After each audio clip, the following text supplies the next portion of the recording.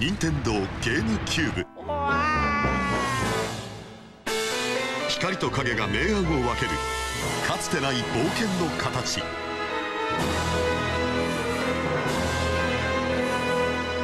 任天堂ゲームキューブルイージマンション。 Welcome back to Retro Rebound. In today's video, Spooktober has officially begun. I'm really excited for all the October content I have planned for you because we have a lot of spoopy games to get through. And our first one, we played Luigi's Mansion for the first time ever. I feel like some of you may have raised an eyebrow just seeing the title of the video. First time for the first Luigi's Mansion? Yes, really. I gotta say that when it came to my history with Nintendo, I was playing very different exclusive games. I always tell this story, but I want to make sure for clarity's sake I do it here as well. When people were playing Pokemon on the Game Boy Advance, I was grinding Mega Man Battle Network. When people were playing something like Luigi's Mansion over on GameCube, I was playing Naruto Clash of Ninja. Like, that's just how I rolled. Those are the games I fell into, and I love them.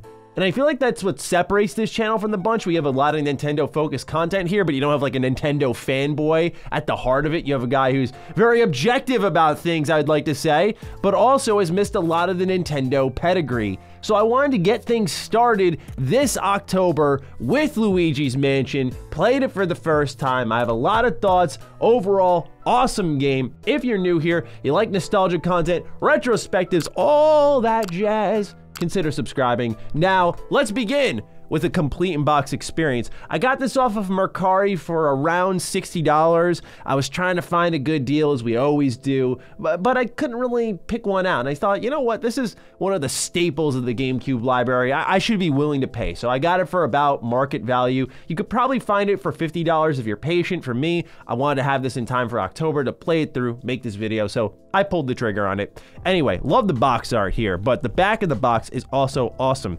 You have Luigi's won a mansion. The bad news is that it's crawling with ghosts, and Mario seems to be trapped inside. Ghosts lurk in every nook and cranny. You'll have to master the Poltergust 3000 to vacuum them all up. Jewels, coins, and cash are hidden throughout the mansion, and finding it all will be well worth your while, which we shall talk about. You'll have to solve the mansion's many mysteries to catch a gallery of quirky ghouls, such as the fire-beckling Mr. Lugs.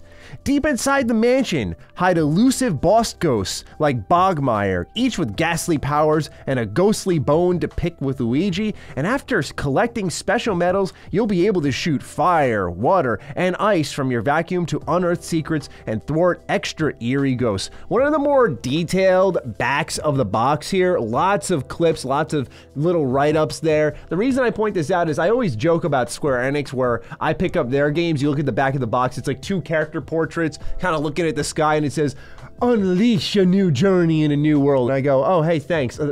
Now I know what the game is. It's a new journey. Sick.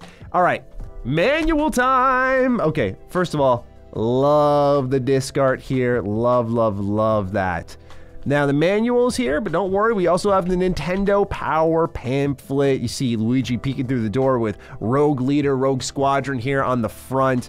That's really awesome. Inside here is more Nintendo Power previews, detailed strategy guides, a Luigi's Mansion t-shirt, awesome stuff. I always love seeing the merch, what they were selling around that time, because nowadays collectibles are all the rave to the point where companies will sell collector's editions without the game. All right.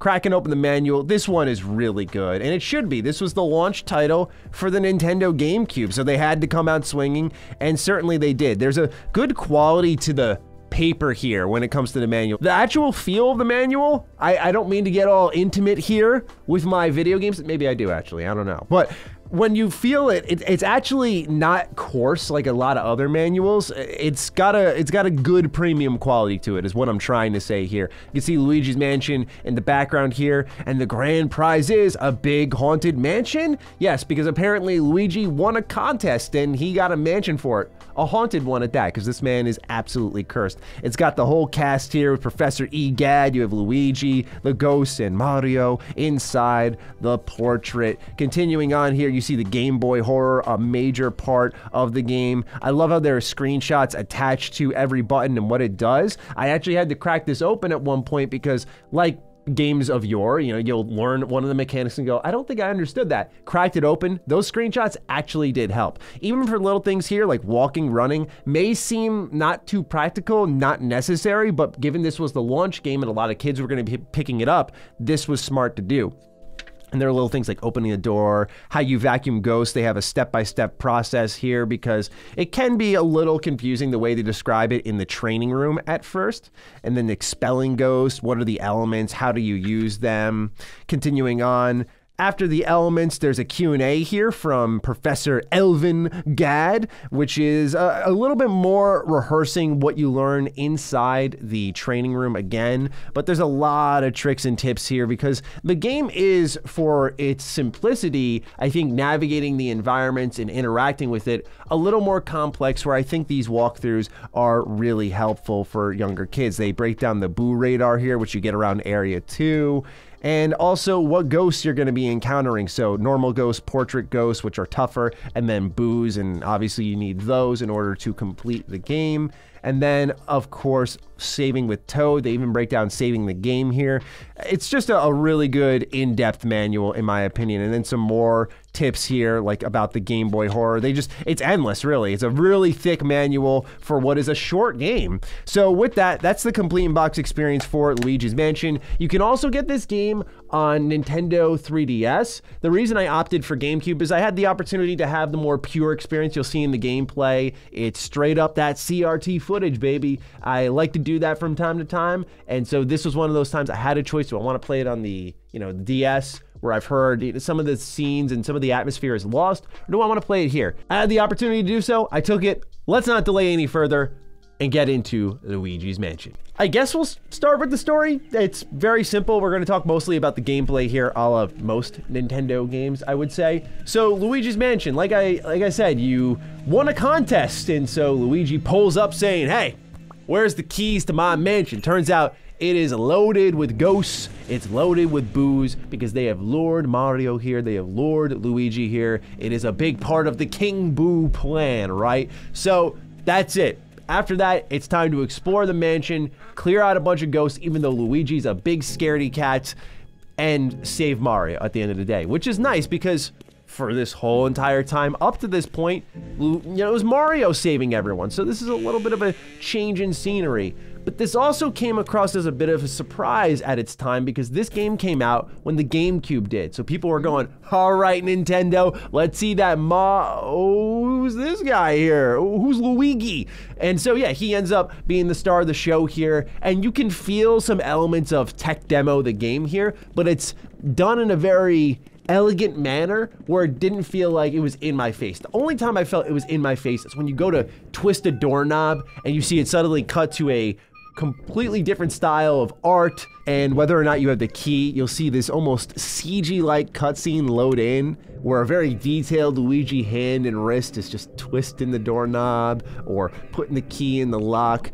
It's those types of things that actually helped sell the GameCube because this was the era where the GameCube was the most powerful console on the market. They were higher in frame rate, as we've learned as the internet has progressed and we've seen more testing. They are the highest frame rate on a lot of third-party games. That's why people try to push the price of the GameCube games even higher. Some of them looked better. So yeah, this was actually a really strong console and they were showing off their technical muscles here. This goes down to lighting, physics, where Luigi could inhale a tablecloth with his poltergust and you actually see it react, not in real time, but it felt very believable. Again, the lighting here is really key. Seeing the scene illuminate before you as you look around the room. I just think this game was technically ahead of its time. It's extremely impressive. But otherwise, there's not much to say about the story. I think the more interesting story was the development of the game and what it's trying to present itself as, even though all these years later, it doesn't really feel like a tech demo game. Although lengthwise, it may actually be that way. It took me about 5 hours to run through this one. I was pretty surprised because I sat down to do this in advance, thinking it would be much longer longer, maybe 8 to 10 hours. And you could put more time in if you want to get all of the booze, but even those are easy to come across because at the end of the day, there's always that boo radar and it beeps after every room you clear, and you'll find them. And only as you get into area 3 and 4 where they start to really run away and you go, all right, I'm gonna chase you down. You're getting back in the poltergust. Otherwise, they're pretty easy to find, so there's not much hunting around, and I appreciate the game for that. It never felt like a moment was wasted, and I probably would have finished the game quicker if the navigation was just a smidge better on labeling certain rooms, but we're already heading into gameplay territory, so let's just dive in fully. So as you're exploring this mansion, I was very impressed by all the different assets here.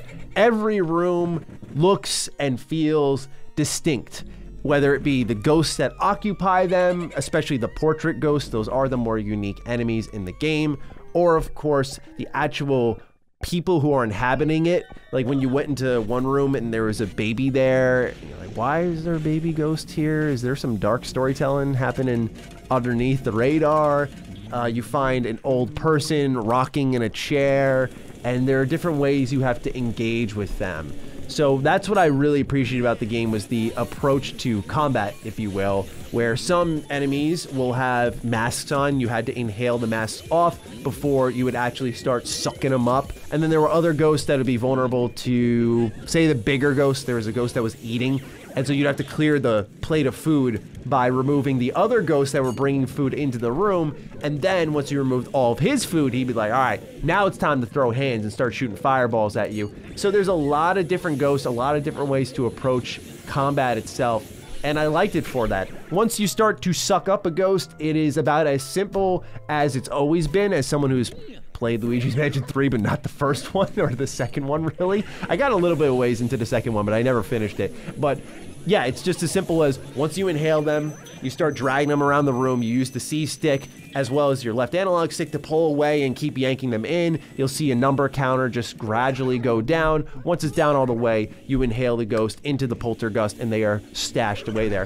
When you combine the ghost with all the cash, the coins, the gems you find, it's going to calculate points at the end of each area. This is going to effectively be your score, and that's about as Nintendo as you get. There's no unlockables necessarily, although you'll go back to the gallery and you'll see these portrait ghosts you captured are now displayed throughout the gallery, but otherwise, again, it's a very straightforward, simple game, and I do appreciate it for that. Atmospherically, I was kind of surprised. Some people said it was spooky. I never got that, but the soundtrack, hearing Luigi just hum along as he's strolling through the mansion, seeing his little nose bounce as he's walking around, but there was a sense of atmosphere here. It wasn't creepy, but there was this tangible feeling that like this mansion was a real place. I just love how great of a job the art team did across the board. I think they absolutely smashed it. Of course, the game still looks great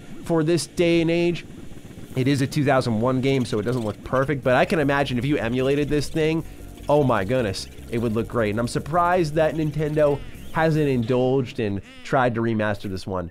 Now, back on the note of inhaling ghosts, I will say that one thing that's missed is the slam from Luigi's Mansion 3. I think that was a really good component where you were just banging them around. It added a more visceral element, if you will, to ghost combat, but it also just felt right. So retroactively going back and playing it without that, you can see that there have been improvements as the series has gone on.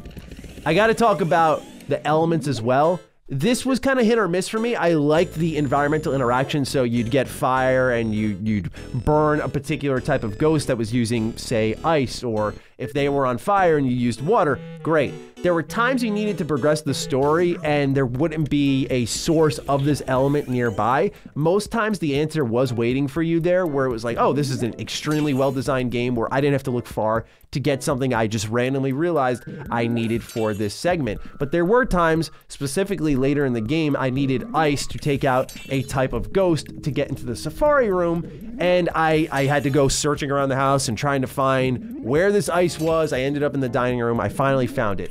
That brings me to point number 2. The map here is good in the terms of layout. I like how the colors change once you complete areas, once there won't be any boos, there won't be any ghosts. the room is lit up, you've effectively cleared it out. There is a sense of progression there that I really do like because it's very subtly done. However, when you're trying to find all these different rooms, I just started to get kind of frustrated at one point because I was looking for the room with the fortune teller because I had all of Mario's items to turn those in. That was one of the more significant parts of the game. And I'm wandering room to room to room. And eventually about 20, 30 minutes go by. And I'm thinking, man, like, where is it? So I cave in, I go to Google because I felt like I searched every room. This is where the color scheme worked against me. It turns out because I didn't complete that room or fully explore it or something, it was gray. I thought gray meant it was walled off. So it was right there in front of my eyes. I passed it a million times. I just never tried to walk into it because I thought, oh, this is not going to allow me to go in. Quite the contrary. So I finally got in there, but I would have loved improved navigation. Those are my only two real complaints. One thing I think is underrated and not talked about a lot with this game is the Game Boy horror. Number one, just cool that they did this. I know they had the Virtual Boy in Luigi's Mansion 3. I'm not sure what they did in 2, but I loved how in the first one they had the Game Boy Color. It's just a cool nod in the first place, but also the way you realize there were secrets tucked away in this level. I'd find a piece of cheese on the ground because I looked behind an area where the camera would have previously hid it from me. And you inspect it with your Game Boy horror, and now there's this mouse running around, and when you suck the mouse up, boom, ton of money. Cool, love that. Sometimes you'll find a mouse hole, and it'll suck you in, and you'll go into a hidden room and find a hidden boo, or you'll find more money, all that stuff. So there is a sense of exploration here, although it's very limited, but I like that there were secrets tucked away in most rooms. I was drawn to knocking into every object, even though Luigi's got a bit of a humping problem. There was a, you know, the sound he makes, he's like, oh yeah, like that, and you see him like literally thrust. It's I'm just like, holy hell, man, what's going on here, Luigi? Calm down, brother. But otherwise, I enjoyed, again, combing through every room. So the game is just really fun. It's aged pretty well. It's just really short. For $60 nowadays, yeah, I was a little disappointed. I thought, man, it feels like we just began. But you have to understand the type of game it was trying to be. It was a new experiment. And now we know Luigi's Mansion is a proven formula. But heading into the launch of the GameCube, that was not the case. This was a really, really big experiment. This was the big chance to take. And I mean, of course, I'm glad that they did because it turned out well, but obviously the slam dunk would have been at Nintendo to say, well, let's start with Mario. Let's just make another Mario game. And they said, no, let's do Luigi. Let's make this kind of horror styled game, if you will. And it turned out really well. Again, I love this box art with the ghosts all in the background. Luigi kind of losing his mind here. But yeah, technically, it's a very impressive game. Gameplay-wise, it's aged pretty well. I love the Game Boy horror. I love the interactions with characters and seeing like what Luigi will say when he inspects items around the room. Sometimes he'll say something a little witty. The boss fights are pretty solid. It's an easy game overall, but it was one that I could breeze through, and it's a good way to start off Spooktober, where I wasn't absolutely pooping my pants, but I was like, okay, we're getting into the feels here. It's finally fall season. So that's everything I got to say about Luigi's Mansion after my first time playthrough. It was a good time. I do recommend it, and I hope you join me on this Spooktober adventure. So let me know what you think about Luigi's Mansion down below. What other horror games are you looking forward to? Because I got some planned. And with that, take great care of yourselves, and I will see you next time. Peace out.